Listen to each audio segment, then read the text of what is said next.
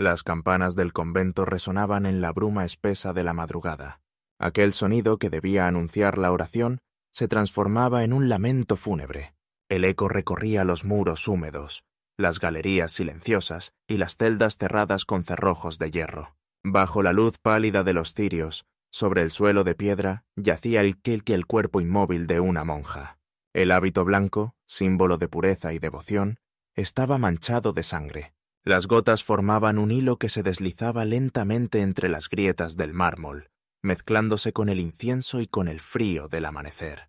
En la ciudad de Monza, nadie imaginaba que detrás de aquellas puertas sagradas se ocultaba un secreto capaz de desafiar a la iglesia misma. Desde fuera, el convento de Santa Margarita parecía un refugio de paz y oración, pero por dentro, aquel silencio guardaba historias que habrían hecho temblar al más devoto.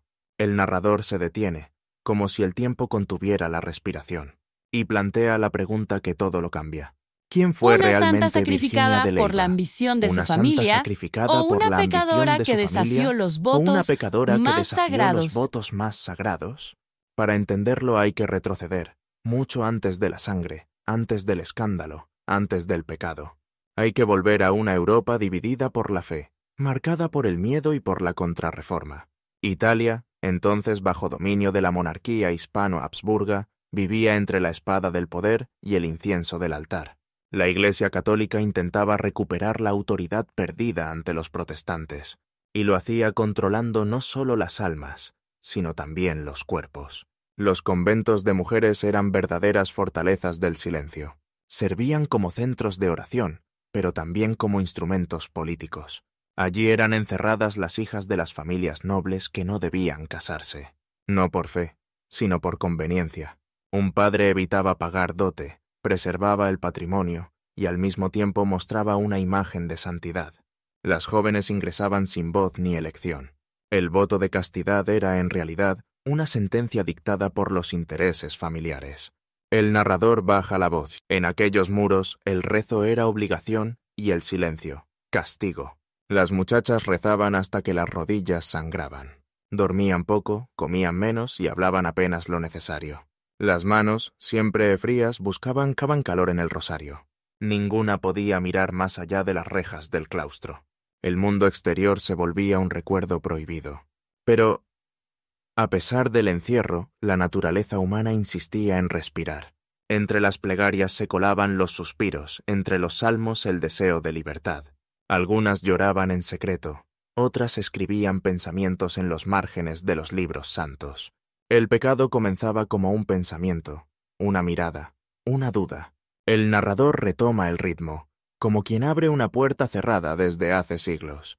Entre esas mujeres silenciosas estaba ella, Virginia de Leyva, hija de una familia poderosa, educada en el lujo y en la obediencia. A los 13 años, su destino fue decidido sin que nadie le preguntara nada. El padre, conde Martín de Leyva, firmó el documento que la enviaba al convento. No por vocación, sino por dinero. Imagina esa escena. La niña de 13 años, con los ojos aún llenos de infancia, caminando entre los muros del convento por primera vez. El portón se cierra detrás de ella con un sonido seco, metálico. Del otro lado ya no hay risas, ni bailes, ni promesas. Solo rezos, disciplina y silencio. Le cambian el nombre. Deja de ser Virginia para convertirse en Sor Virginia María. Desde ese día su vida se divide en dos. La parte que todos verán, la monja obediente, la voz suave que canta los maitines al amanecer. Y la parte que nadie debía conocer, la mujer que aún soñaba con sentir el sol en la piel y el amor en el alma. El narrador deja un silencio breve, porque cada historia trágica comienza así, con una elección que no fue elección, una puerta que se cierra, una niña que se convierte en sombra, y en ese instante, el espectador ya siente la claustrofobia, el frío, la respiración contenida. El convento deja de ser un lugar sagrado y se convierte en una prisión sagrada. Allí donde la fe debía purificar, empieza a pudrirse el alma. El narrador cierra esta primera parte con una frase que marca el tono de toda la serie. En el corazón del silencio nacen los gritos que nadie quiere escuchar. En el siguiente capítulo conoceremos cómo la niña obligada a rezar cada amanecer descubrirá, entre sombras y rezos, que la libertad a veces llega disfrazada de pecado. El amanecer en Lombardía no traía esperanza sino obediencia. El sol apenas lograba atravesar las nubes, y las campanas, siempre las campanas, marcaban el ritmo de la fe y del miedo. Era el siglo XVI. Italia estaba dividida entre reinos y coronas, pero en Monza el verdadero poder no lo tenían los reyes, sino los confesores, las voces que decidían el destino de las almas. El dominio hispano-Habsburgo no solo imponía impuestos y soldados, también dictaba cómo debían pensar, creer y hasta cómo debía respirar una mujer. La Contrarreforma había convertido a la Iglesia en un ejército moral. Cada convento era una trinchera, cada monja una soldada del silencio. En los púlpitos se predicaba la pureza, pero detrás de los muros se respiraba miedo. Miedo al deseo, miedo al pecado, miedo al castigo eterno. El narrador deja un silencio. En ese mundo, el cuerpo era un enemigo que debía ser dominado. Así, los conventos femeninos se transformaron en cárceles con aroma a incienso. Las familias poderosas los usaban para limpiar sus pecados y ocultar sus vergüenzas. Allí encerraban a sus hijas, no por devoción, sino por conveniencia. El padre de Virginia, el conde Martín de Leiva, era uno de esos hombres. Un noble asciole acostumbrado a negociar el destino de los suyos como si fueran piezas de ajedrez. Cada movimiento debía servir a su linaje. Un matrimonio mal hecho podía costarle tierras, oro o reputación, y en aquella época el honor valía más que la vida. Por eso decidió que su hija no se casaría. No habría dote que entregar, ni manos masculinas que pudieran reclamar una parte de su fortuna. En su mente, el convento era la mejor inversión. Una hija menos, un pecado menos, un escándalo menos. Pero para Virginia ese acto fue una traición. No lo dijo, no podía. En su mundo, las palabras de un padre eran ley, y la obediencia, una cadena invisible que se llevaba con la cabeza baja. El narrador cambia el tono. Imagina a esa niña de 13 años observando por última vez su casa, las cortinas movidas por el viento, el perfume de los jardines. Un carruaje la lleva hacia su destino final, el convento de Santa Margarita. En la puerta las monjas la esperan con los ojos fijos en el suelo y los labios apretados. Una de ellas le coloca un velo blanco, y con él se apagan los colores del mundo. Desde hoy, le dicen, serás esposa de Cristo. Pero nadie le explica qué significa ser esposa de alguien al que nunca podrá tocar. Nadie le dice que ese matrimonio será un pacto con el silencio. Dentro del convento, el aire es denso. Huele a piedra húmeda, a cera derretida y a resignación.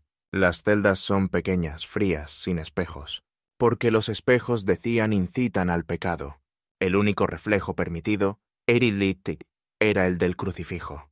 La jornada comenzaba antes del amanecer con los maitines y terminaba con las completas, cuando la noche cubría los claustros. Horas de oración, de penitencia, de rodillas sobre el suelo helado. Horas que se convertían en años. En los pasillos los pasos se oían como ecos de otro tiempo, y las miradas, cuando se cruzaban, hablaban más que las palabras prohibidas. Cada una de esas jóvenes tenía una historia que el mundo no conocería jamás. Una promesa rota, un deseo silenciado, una infancia robada. El narrador baja la voz, casi en susurro. Había días en que el silencio dolía más que el castigo, porque en el fondo de cada alma el deseo de vivir seguía respirando. Por más muros que levantaran, la libertad encontraba siempre una rendija. Virginia lo sentía, lo presentía. Algo dentro de ella se negaba a morir del todo. Aún recordaba las melodías del palacio, las voces de su madre, el olor de la tierra mojada después de la lluvia.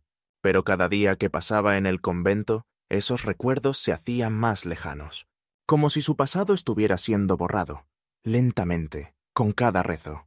El narrador deja una pausa larga. En esa época los conventos no solo eran templos, eran vitrinas del poder religioso. Las familias nobles presumían de tener hijas monjas. La Iglesia las usaba como ejemplo de obediencia. Y todos fingían que era virtud. Pero entre rezos y silencios, entre cilicios y letanías, algo comenzaba a quebrarse. Una grieta, pequeña al principio pero inevitable. El alma de Virginia, forzada a vivir en contra de sí misma, empezaba a despertar. Y en esa grieta pronto se colaría la tentación. El narrador cierra la parte con voz grave.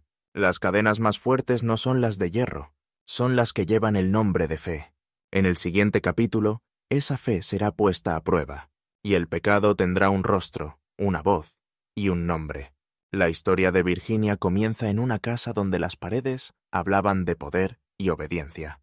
El conde Martín de Leiva caminaba entre retratos de antepasados, convencido de que el honor valía más que la felicidad. Tenía una hija, una niña de ojos claros y sonrisa tímida, que aún jugaba con cintas y soñaba con el mundo más allá de los muros familiares. Pero en el siglo XVI las hijas no elegían.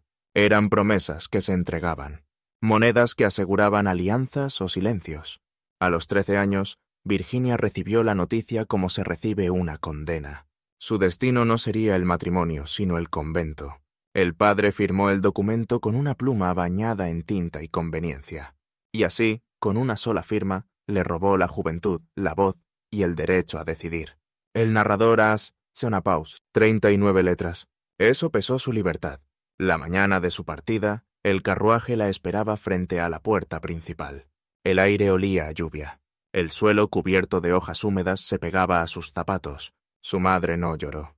En aquella casa, las lágrimas eran un lujo que solo las sirvientas podían permitirse. Solo le colocó entre las manos un pequeño crucifijo de plata y le susurró: «Obedece, hija mía, y Dios te recompensará». Pero el Dios del que hablaban no habitaba en el corazón de Virginia. Aún no. El suyo seguía lleno de preguntas. ¿Por qué debía encerrarse para ser buena? ¿Por qué la virtud tenía que doler? El convento de Santa Margarita la recibió con el sonido de una llave girando. El portón se cerró a su espalda con un golpe seco, como si la tierra misma la devorara. Las monjas la guiaron por los pasillos de piedra, sin mirarla a los ojos. Solo el comelés de sus pasos le respondía. La llevaron hasta una celda pequeña, con una cama de madera y un crucifijo torcido en la pared. Allí pasaría sus días, entre rezos, ayunos y silencios. Le quitaron el vestido de seda, los pendientes de oro y hasta su nombre. Ahora era Sor Virginia María. Su vida anterior quedaba atrás como si nunca hubiera existido. El narrador deja que el silencio se alargue. Así nacen las santas que nunca quisieron serlo. Los primeros días fueron una mezcla de miedo y desconcierto. El aire dentro del convento era distinto. No olía a hogar, sino a piedra húmeda y cera derretida. Las campanas marcaban cada hora, cada movimiento, cada pensamiento. Rezaban antes de comer, antes de dormir, antes de hablar. Y si alguna palabra no era oración, debía ser confesión. Las noches eran las peores. El frío se colaba por las rendijas, y el silencio era tan espeso que podía sentirse en la piel. Virginia se tapaba con la manta áspera y repetía en voz baja los salmos que le habían enseñado. A veces se quedaba mirando la pequeña ventana enrejada, esperando ver pasar una estrella, pero solo encontraba oscuridad, una oscuridad que parecía observarla también. El narrador baja la voz. Había sido entregada a Dios, pero no lo encontraba por ninguna parte. Las monjas mayores la vigilaban con atención. Medían sus palabras, sus gestos, incluso la manera en que respiraba. Todo debía con humildad. Todo debía ser penitencia. Cualquier duda era tentación, y cualquier pensamiento era pecado. Poco a poco, Virginia aprendió a callar, a sonreír sin alegría, a rezar sin fe, a obedecer sin entender. Pero dentro de ella algo seguía vivo. Una chispa que el encierro no lograba apagar. El recuerdo del mundo exterior seguía golpeando en su pecho como una campana lejana. Un día, durante la oración de la mañana, una mariposa entró por la ventana del claustro. Sus alas azules cortaron el aire pesado del convento. Las monjas la miraron horrorizadas, como si fuera un signo del demonio. Virginia, en cambio, la siguió con la mirada hasta que desapareció. Y pensó, sin atreverse a decirlo, si esa mariposa puede entrar, también puede salir. El narrador hace un silencio largo, para dejar que la imagen respire. Esa pequeña rebeldía invisible fue el principio de todo, la semilla que germinaría años después en forma de deseo, de pecado y de tragedia. Esa niña de 13 años, que esa mañana rezó por obediencia, algún día iba a desafiar a toda la iglesia. Y su nombre, el de una monja condenada al silencio, se volvería un eco que atravesaría los siglos. El narrador cierra con tono bajo, casi confesional. La inocencia no muere de golpe. Muere poco a poco, con cada rezo que se dice por obligación. En la próxima parte, esa obediencia forzada comenzará a agrietarse, y el convento de Santa Margarita, que debía ser un santuario, empezará a oler a encierro y a pecado. El convento de Santa Margarita se alzaba como una fortaleza gris entre la niebla. Sus muros eran tan altos que ni el sol lograba colarse entero. Desde afuera parecía un refugio de paz, pero adentro se respiraba un aire espeso, una calma que no era calma, sino encierro. El narrador deja una pausa. Dicen que el silencio es santo, pero en ese lugar el silencio tenía dientes. Cada día comenzaba antes del amanecer, con las campanas llamando al rezo de maitines. Las novicias, medio dormidas, caminaban descalzas sobre el suelo helado. El sonido de los pasos sobre la piedra se mezclaba con las voces apagadas de las oraciones. Todo debía hacerse con precisión, sin error, sin emoción. Una respiración fuera de tiempo podía significar castigo. Virginia se acostumbró a obedecer, a bajar la mirada, a callar incluso cuando el cuerpo le pedía gritar. Las monjas mayores vigilaban cada gesto. Si alguien hablaba sin permiso, debía ayunar. Si se atrevía a reír, pasaba la noche entera de rodillas, frente al altar, repitiendo un salmo hasta quedarse sin voz. El narrador baja el tono. Era una disciplina hecha para quebrar el alma sin derramar sangre. Las paredes rezumaban humedad, y las velas dejaban un olor agrio a cera vieja. El aire nunca cambiaba. Las mismas plegarias, el mismo miedo, la misma quietud.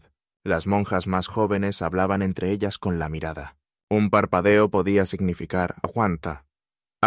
Una sonrisa breve era un acto de resistencia. A veces, durante el trabajo en el huerto, Virginia levantaba la vista. A lo lejos se veía la torre del campanario. Más allá, el bosque, el mundi. Retira del mundo en la vida muerta.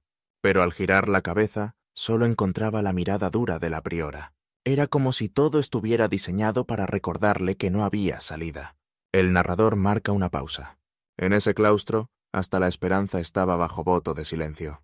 Los días pasaban iguales, como cuentas de un rosario interminable. Rezar, limpiar, confesar, callar. La rutina no dejaba espacio para el pensamiento, porque pensar era peligroso. El pensamiento era el terreno donde germinaba la duda.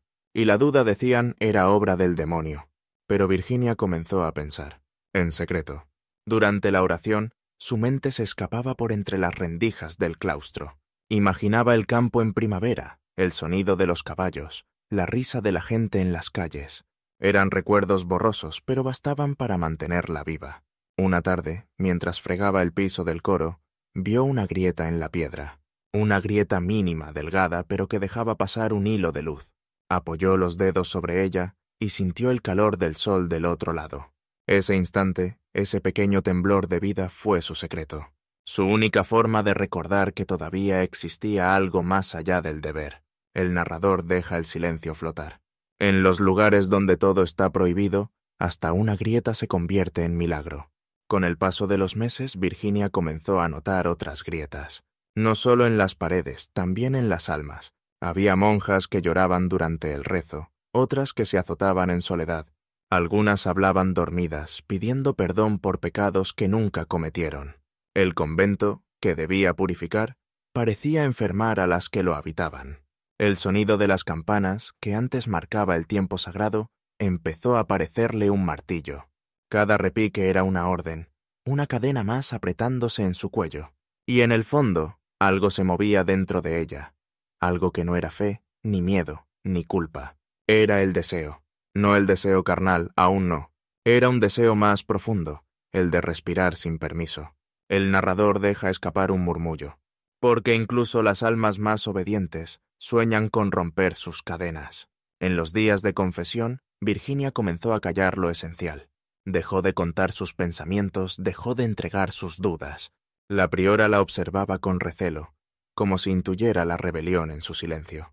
Pero nada podía probar. A simple vista, Sor Virginia seguía siendo la monja ejemplar, la que rezaba más, la que obedecía mejor, la que jamás levantaba la voz. Sin embargo, por dentro algo ardía. Una brasa mínima, escondida bajo capas de rezos. Una brasa que algún día se convertiría en incendio. El narrador hace una pausa larga, para dejar que el espectador respire. Esa calma, esa rutina de piedra y oración, era solo el preludio del caos, porque todo lugar que intenta suprimir el deseo termina por alimentarlo. Y en ese convento, donde la santidad se confundía con el encierro, el amor iba a entrar por la puerta menos esperada. En los muros del silencio, dice la voz final, las grietas no solo dejan pasar la luz, también dejan pasar el pecado. En la siguiente parte, esa grieta se abrirá, y detrás de ella aparecerá un rostro, el de un hombre que cambiará para siempre el destino de Sor Virginia de Leyva. Era una tarde gris. El aire olía a cera derretida y a humedad. Las campanas habían sonado para la misa, y las novicias caminaban en fila, con los ojos fijos en el suelo. Virginia te... Tony. Quien entre ellas avanzaba sin pensar. El rezo, el gesto, la respiración, todo era costumbre, hasta que lo vio. El narrador deja un silencio, largo. Sto, denso. Dicen que el pecado entra por los ojos. Allí, entre los fieles del templo, un hombre la observaba, no con devoción, sino con algo distinto, con una curiosidad que desnudaba. Era Giampaolo Osio, un noble de mirada oscura, acostumbrado a conseguir lo que quería. Y ese día, sin saberlo, Abad encontró su próxima obsesión. El primer cruce de miradas fue breve, pero bastó. Virginia sintió un estremecimiento que ni el hábito ni la oración pudieron contener. Durante semanas trató de borrar ese recuerdo. Se aferró a los rezos, al rosario, al ayuno. Pero cada vez que cerraba los ojos lo veía de nuevo. Esa mirada que no debía existir, ese fuego que ninguna fe podía apagar. El narrador baja la voz. En los lugares donde todo está prohibido, una mirada puede ser una revolución. Osio comenzó a rondar el convento. De día se presentaba como benefactor, de noche como sombra. Dejaba flores cerca del portón, mensajes ocultos en los libros de oración, fragmentos de papel doblado entre los rosarios. Virginia resistía, pero el silencio del convento era un enemigo que la empujaba hacia él. La soledad, esa otra forma del hambre. Este hombre se empezó a devorarla. Una noche, mientras las demás dormían, escuchó un ruido en el jardín interior. Un leve crujido, una piedra movida. Se acercó con el corazón golpeando el pecho, y entre la penumbra lo vio. Giampaolo estaba allí, al otro lado de las rejas, con la luz de la luna partiéndole el rostro en dos. No habló, solo extendió la mano. Virginia dudó. Luego la tomó. El narrador deja un respiro. Ese toque duró apenas un instante, pero bastó para romper un voto eterno. Desde esa noche nada volvió a ser igual. Comenzaron a comunicarse con la ayuda de criadas y de monjas más jóvenes, que, movidas por la compasión o por el dinero, servían de mensajeras. Las cartas eran pequeñas, escritas con letra temblorosa. No hablaban de religión ni de pecado, hablaban de libertad, de un mundo donde se pudiera respirar sin miedo. Virginia volvió a sonreír. Por primera vez en años su corazón latía con fuerza, pero también comenzó a mentir, a ocultar, a inventar excusas para ausentarse de los rezos. El amor, ese sentimiento que debía ser sagrado, se había convertido en su nueva forma de pecado. El narrador deja una pausa lenta. Cuando se vive entre sombras, la luz ciega. Giampaolo logró entrar al convento más de una vez, disfrazado de obrero, de confesor, de mensajero. El pecado caminaba entre las celdas y nadie lo veía. En el silencio de la madrugada, cuando todo dormía, Virginia lo esperaba en la capilla vieja. Allí, entre los bancos carcomidos y los santos cubiertos de polvo, se besaban a escondidas. Cada encuentro era un desafío al cielo. Cada beso, una confesión sin perdón. El narrador baja el tono. Casi con ternura. No era solo deseo, era hambre de vida. El cuerpo buscaba lo que el alma ya no encontraba en Dios. Durante semanas vivieron ese amor como si el mundo no existiera, hasta que el miedo comenzó a estar con ellos. Los susurros en los pasillos, las miradas de sospecha, el peso de una culpa que se hacía más real. Virginia sabía que tarde o temprano alguien los descubriría, pero no podía detenerse. Era la única parte de su vida que le pertenecía. Una noche, mientras se despedían, él le dijo en voz baja: «Si el cielo nos condena, que al menos lo haga sabiendo que fuimos felices». Ella no respondió. Solo lo miró y entendió que aquel amor no terminaría bien. El pecado tiene su precio. y el suyo apenas empezaba a escribirse. El narrador marca una pausa final. El amor fue su primer acto de libertad, pero también su primera sentencia. En la próxima parte, el secreto comenzará a pudrirse desde adentro, y el convento de Santa Margarita, ese templo de rezos y penitencia, se convertirá en escenario de muerte. El pecado, cuando se oculta, empieza a oler, y en el convento de Santa Margarita, el aire comenzó a volverse pesado, denso, imposible de respirar. Las paredes que antes guardaban oraciones, ahora escondían secretos. Las miradas se volvían más largas, los silencios más incómodos. Y entre todos esos ojos vigilantes hubo una que vio demasiado.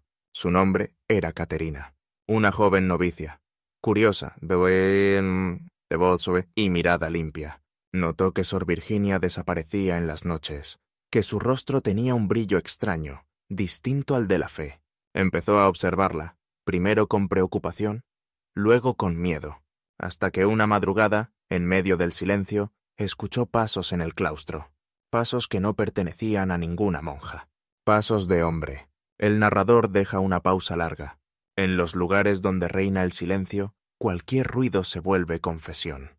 Caterina intentó hablar con la priora, pero algo la detuvo. Tal vez fue el temor, o quizás la duda de sus propios ojos. Durante días guardó silencio, pero el miedo crecía dentro de ella como una enfermedad. Una noche decidió enfrentar a Virginia.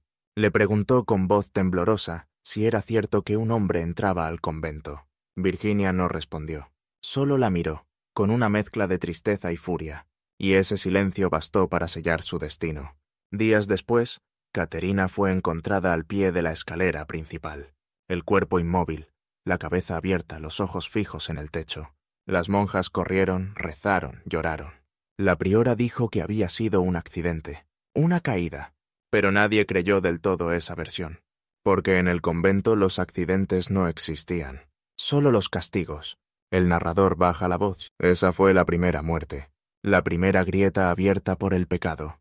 Virginia no habló de ello, tampoco Giampaolo. Ambos sabían que después de Caterina, el silencio se había vuelto aún más peligroso. Pero no se detuvieron. Continuaron viéndose, escondiéndose entre las sombras de la capilla, entre los murmullos del coro. Como si la culpa no pesara, como si el amor pudiera sobrevivir rodeado de tumbas. Pasaron los meses y una nueva novicia llegó al convento. Se llamaba Ottavia.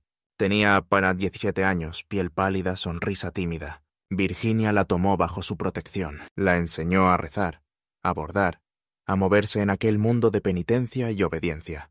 Ottavia la admiraba, la seguía a todas partes, como si viera en ella una mayor. Pero sin saberlo, estaba entrando en la misma red de secretos que ya había devorado a Caterina. El narrador suspira. Ottavia llegó inocente. Y en los lugares donde reina la culpa, la inocencia siempre muere primero. No se sabe cómo ocurrió, pero pronto comenzaron los rumores. Alguien decía haberla visto salir del claustro por la noche. Alguien escuchó su llanto detrás de la capilla. Y un día, su vientre no va a crecer. La noticia corrió como fuego. Una monja embarazada dentro de los muros de Dios. La vergüenza no era solo de ella, sino de todo el convento. Virginia intentó protegerla, pero el miedo al escándalo era más grande que cualquier compasión. La priora ordenó silencio, y días después Ottavia murió, oficialmente por enfermedad repentina. En realidad nadie sabe qué pasó esa noche, solo que amaneció pálida, con las manos entrelazadas sobre el pecho, y que el aire del convento olía a hierro. El narrador guarda silencio. Y luego dice con voz baja, en los muros de Santa Margarita ya no se rezaba. Se susurraban nombres de muertas. El cuerpo de Ottavia fue enterrado sin ceremonia. Ninguna monja habló, ninguna lloró, porque en aquel lugar llorar también era peligroso. Virginia pasó los días siguientes en un estado de fiebre y culpa. Rezaba con los labios, pero su mente ya no pertenecía a Dios. Y en sus sueños veía a Caterina caer una y otra vez. Veía el rostro de Ottavia, el vientre hinchado, la boca entreabierta, pidiendo auxilio. El narrador hace un silencio largo. Las paredes del convento ya no eran de piedra, eran de carne, de miedo y de pecado. Los rumores empezaron a llegar al pueblo. El convento que debía ser ejemplo de virtud se había convertido en un pozo de sospechas. Los fieles empezaron a evitar sus misas, los sacerdotes hablaban en voz baja, y el nombre de Sor Virginia comenzó a salir del claustro. Primero como rumor, después como escándalo. El narrador cierra con voz grave: el silencio que un día la protegió, ahora la estaba devorando. Porque cuando la culpa no se confiesa, el pecado busca su propio testigo. En la siguiente parte, ese testigo aparecerá, y el secreto más oscuro del convento de Santa Margarita será escrito en una carta que cambiará la historia para siempre. El silencio no dura para siempre. Tarde o temprano, alguien lo rompe. Y en el convento de Santa Margarita, el murmullo de la culpa se convirtió en voz. Una voz anónima, escrita con tinta oscura y mano temblorosa. El narrador hace una pausa. Dicen que la verdad, cuando no puede hablar, escribe. Era el año 1607. Una carta llegó al despacho del cardenal Federico Borromeo, arzobispo de Milán. Un hombre severo, símbolo de la contrarreforma, decidido a purificar la Iglesia de cualquier mancha. La carta no tenía firma, pero su contenido era fuego. Describía con detalle los pecados escondidos detrás de los muros del convento. Hablaba de una monja llamada Sor Virginia María de Leyva, de un hombre, Giampaolo Osio, de amores prohibidos, embarazos ocultos y muertes sospechosas. Borromeo leyó en silencio. Cada línea era una herida en el cuerpo de la Iglesia, y decidió actuar. El narrador baja la voz, lenta, solemne. Cuando el poder huele a pecado, no busca justicia, busca castigo. En pocos días los enviados del cardenal llegaron a Monza. Notarios, inquisidores, soldados y escribanos. El convento de Santa Margarita fue rodeado, sellado, invadido por la sospecha. Las monjas fueron interrogadas una por una. A algunas las amenazaron con la excomunión, a otras con el infierno. Y bajo ese miedo la verdad empezó a salir. Una habló de ruidos nocturnos, otra de sombras en el jardín, otra de un niño nacido en secreto. La voz del pecado ya no podía esconderse. El narrador deja un silencio largo. El pecado, cuando se nombra, deja de ser secreto y se convierte en espectáculo. En poco tiempo, la noticia se extendió por toda la región. En Monza se hablaba del escándalo de la monja. En Milán, los cronistas lo escribían como si fuera teatro. El pueblo acudía a las plazas para escuchar los rumores. Algunos lo veían como un castigo divino, otros como un entretenimiento. Las calles se llenaron de curiosos, de devotos, de hipócritas. La desgracia se había vuelto pública. Giampaolo Osio fue el primero en caer. Lo capturaron después de días escondido, intentando huir de la justicia. Fue llevado ante el tribunal eclesiástico. Negó, mintió, lloró. Pero las pruebas eran demasiadas. Testimonios, cartas, objetos, confesiones forzadas. La sentencia fue rápida. Culpable de sacrilegio, corrupción y asesinato. El narrador marca la pausa. Y como en toda tragedia de poder, el hombre debía morir, para que la Iglesia viviera. La ejecución fue pública. La multitud se reunió en la plaza, ansiosa por ver caer al pecador. Giampaolo caminó con la cabeza erguida, como si aún creyera tener el control. Dicen que en sus últimos segundos pidió ver el rostro de Virginia, pero ella ya no estaba allí. El golpe del verdugo cayó seco, como una campana quebrada, y el silencio regresó por un momento. Mientras tanto, el destino de Virginia se decidía en otra sala. Los jueces sabían que ejecutarla podía provocar una crisis política. Era noble, hija de una familia poderosa, pero dejarla libre habría sido un escándalo aún mayor. La solución fue una condena distinta. Un castigo sin sangre, pero más cruel. El narrador baja el tono. Tono casi como un rezo. Serás enterrada viva en el silencio. Sor Virginia María de Leyva fue declarada culpable de transgresiones gravísimas, de haber mancillado el voto de castidad, de haber corrompido la virtud de otras religiosas, de haber traicionado el cuerpo de Cristo con el cuerpo de un hombre. Su sentencia fue reclusión perpetua en el convento de Santa Valeria, en Milán, un lugar donde las condenadas no morían de inmediato, sino poco a poco. La trasladaron al amanecer, en secreto. Una carreta sin insignias, custodiada por 2 frailes y un soldado. Las calles estaban vacías. Solo se oía el rodar de las ruedas sobre el empedrado y, a lo lejos, el repicar de una campana. Virginia no dijo palabra. Solo llevaba entre las manos un rosario roto y los ojos abiertos, mirando un cielo que no volvería a ver. El narrador deja un silencio espeso. Cuando una mujer es castigada por amar, el pecado no es de ella, sino del mundo que la encierra. En Milán, su nombre quedó y su nombre no quedó prohibido. Las monjas tenían orden de no mencionarla. La iglesia la borró de sus registros. Pero el pueblo no olvidó. En los mercados, en las tabernas, en los altares, su historia seguía viva. Una monja y un hombre. Un convento convertido en escenario de deseo y de muerte. El narrador cierra la parte con voz grave, lenta, casi como si rezara.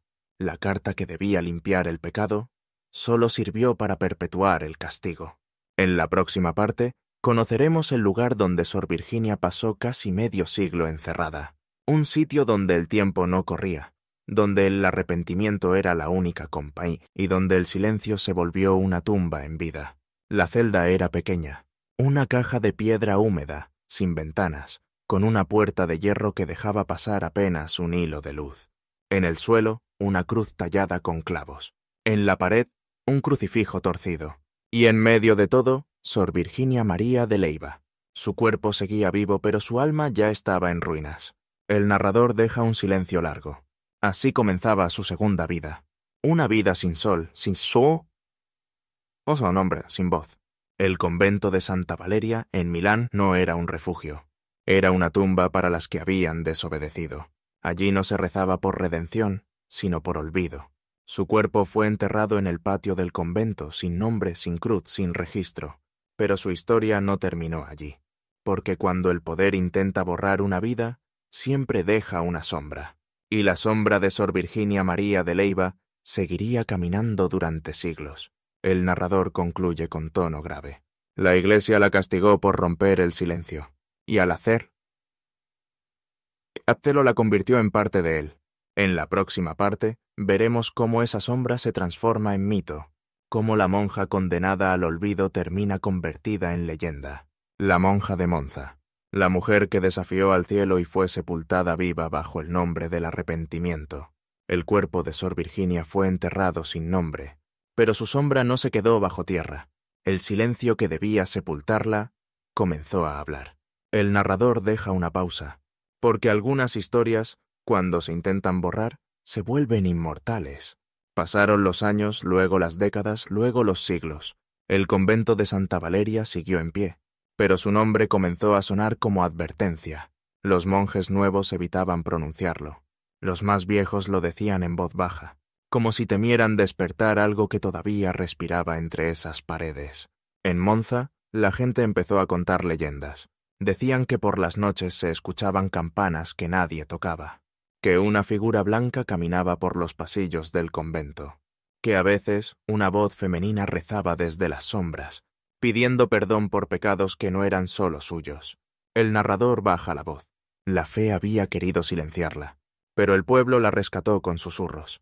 Su historia viajó de boca en boca, de las calles de Lombardía a las plazas de Milán, de los altares a los teatros, de la realidad al mito. Los cronistas escribieron sobre ella, los sacerdotes la mencionaban como ejemplo de tentación, y los poetas la usaron como símbolo del deseo prohibido.